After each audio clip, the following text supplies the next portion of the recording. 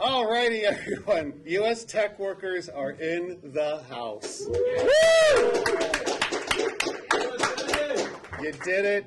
You flew out here, trained out here, drove in, set your appointments, and you're knocking it out of the ballpark. This is great. I'm eager to hear about everyone's experiences this morning, and I know you're going to have a lot more this afternoon. This is a really special luncheon. We are really, really honored to have coming in from the Civil Rights Division, the IER section, Eric Sell.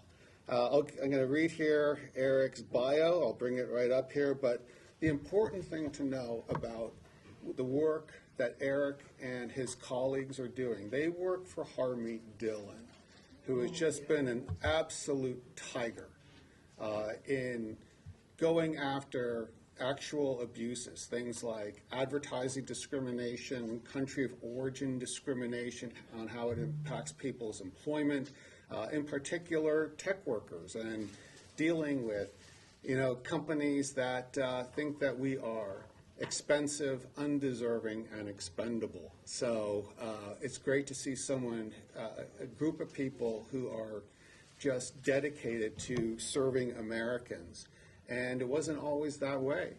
I mean, recent memory, the last administration, we really didn't have friends in that section. There was no one that the American people, the American workers, could really rely on. And I'm pleased to say it's a very different situation now. A little bit about Eric Sell. Eric is the acting Deputy Assistant Attorney General in the United States Department of Justice's Civil Rights Division, overseeing the division's Immigrant and Employee Rights section. Prior to joining DOJ, Eric was Associate Litigation Counsel at a national public interest nonprofit specializing in First Amendment litigation.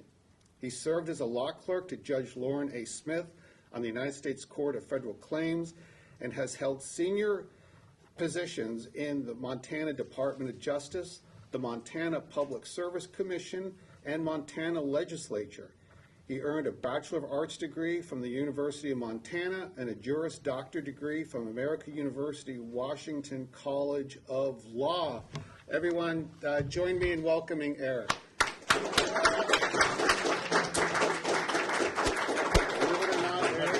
I actually hiked the Bob Marshall Wilderness years ago. Okay, that's beautiful. I haven't actually done a full hike in Bob Marshall, but the whole state's beautiful. I'm told that there's a button on here and that this. Oh, there we go. Okay, there we go. All right. Great. Well, thank you, Kevin. Good afternoon, everyone. It's great to be here with all of you today. I want to start by saying it's an honor to serve under my boss, Harmeet Dillon. Harmeet and I worked together prior to her appointment. There we go. Thank you. Harmeet and I worked together prior to her appointment to the Justice Department, and I can say with absolute certainty that she's a person who's committed to the rule of law and to serving her country. And I want to thank her for giving me this opportunity to work with her and serve under her at the Justice Department. And it gives me an opportunity to meet with folks like you here in this room, and that's just a real treat for me and a perk of working under Harmeet at the Justice Department. So I had the pleasure of meeting Kevin in my office at DOJ back in September, and we had a productive conversation regarding the challenges that we face as a nation, and particularly those you all face in your respective industries. Kevin and his organization are on the front lines of this fight, and I want to commend him and his team for all the work that they do for American workers. Without advocates like the Institute for Sound Public Policy, powerful industry actors really can lobby for harmful impacts without anyone standing on the other side. So you really need to have another voice in the room to make sure that these billion, trillion-dollar corporations can't just run roughshod over their workers. So thank you, Kevin, to you and your team for being a bulwark for the American worker. This is truly tremendous work that you're doing. So each of you know, as well as I do, and probably better, that recent changes in the global economy has had an outsized effect on the American workers, particularly in the tech sector. Some of the world's largest companies are racing to invest resources in AI, that will almost certainly be transformative for both the industry and for the world and human civilization. As with any major disruptive technology, changes in the workforce are, of course, inevitable. Yet, contrary to many prevailing narratives, I don't think all of the industry disruption is really the result of AI investment, but rather the all too common race for cheap labor. So I want to make one thing crystal clear while I'm with you all today, and that's regardless of what's causing industry and workforce disruption, under the leadership of President Trump and his administration, advancements in technology will never be used as an excuse to forget the workers that built this country. And those who seek to take advantage of America during times of chaotic economic growth will be held accountable. I want to make that absolutely clear. So one of the hottest topics in Washington, D.C. right now, I'm sure you are all aware of this, is the discussion of much needed reform to our nation's visa system. And I say much needed reform because pretty much every meeting I go to on the issue of visa holders and workforce development, this issue comes up and everyone has a negative reaction to it. At least everyone within the administration has a negative reaction to how it stands right now. So it certainly is much needed, in quotation marks, because that is the absolute truth as this administration sees it from everything I've heard.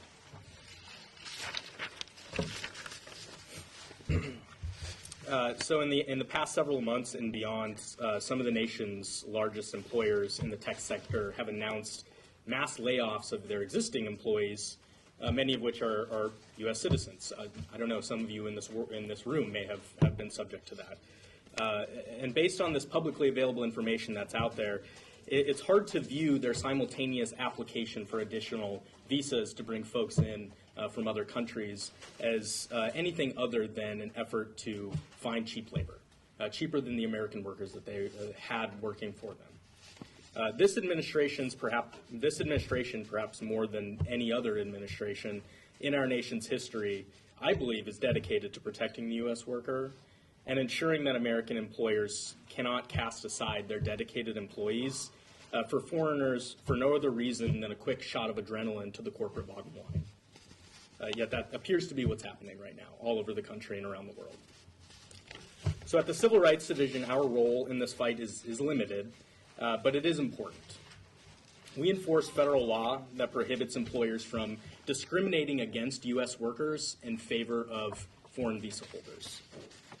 The statute that we enforce, it's 8 U.S.C. 1324B. It's particularly relevant for the tech sector right now, I think, where we're seeing, ubiquitous use of visas, and it's only growing.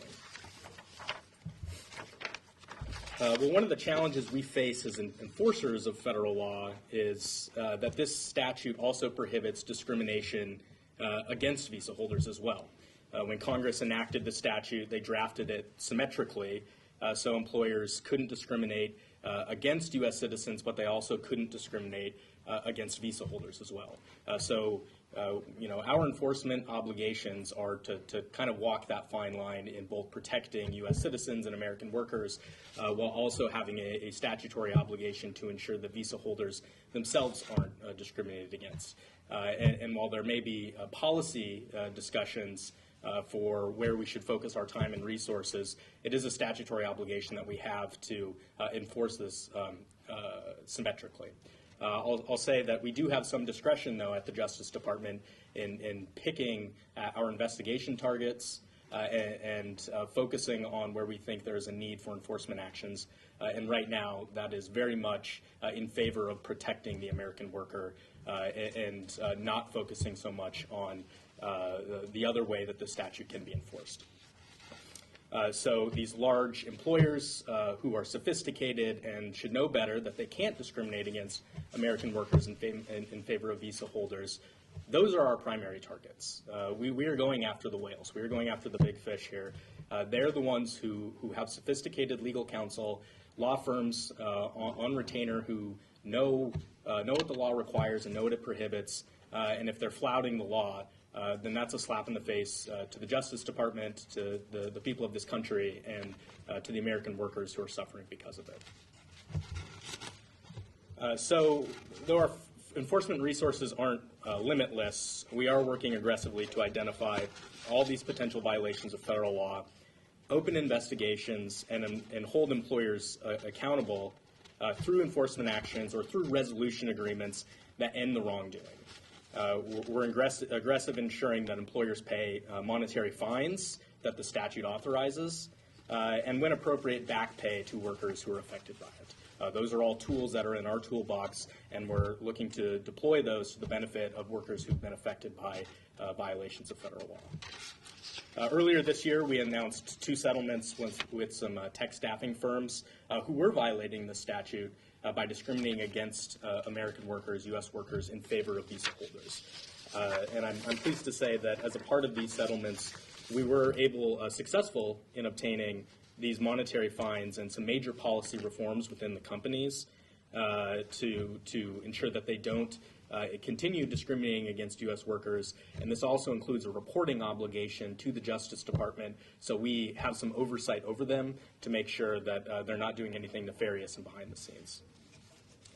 And just last week, Assistant Attorney General Dillon and I met with other high-level officials within the administration to continue our coordination enforcement across multiple government agencies, because it really is important that we build a united front with the Department of Labor, USCIS, the Department of Justice, to go after these companies and enforce our respective statutes to ensure that the law-breaking ends and that American workers aren't receiving the short end of the stick.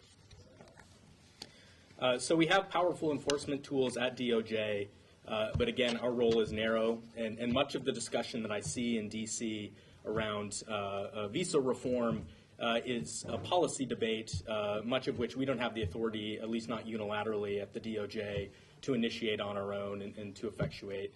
Much of this will involve action by the Department of Labor in their administration of the visa program and USCIS, and potentially even some legislative changes from Congress, which I imagine is part of the reason why you all are here and meeting with folks on the Hill.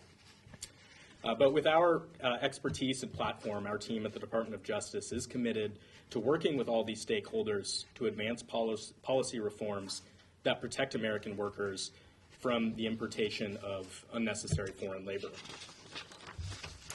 So I'm going to close with this, and then I'll take a few questions. One of the many reasons that I'm honored to serve President Trump's administration is because of the value that he places on the American worker. In the past, Republican presidents and their staff often hid behind lofty economic theories focused on efficient allocation of resources and maximizing outputs.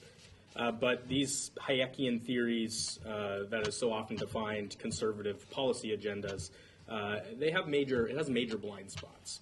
When efficiency is the only goal, talented and dedicated American workers are often thrown to the side in favor of cheap labor.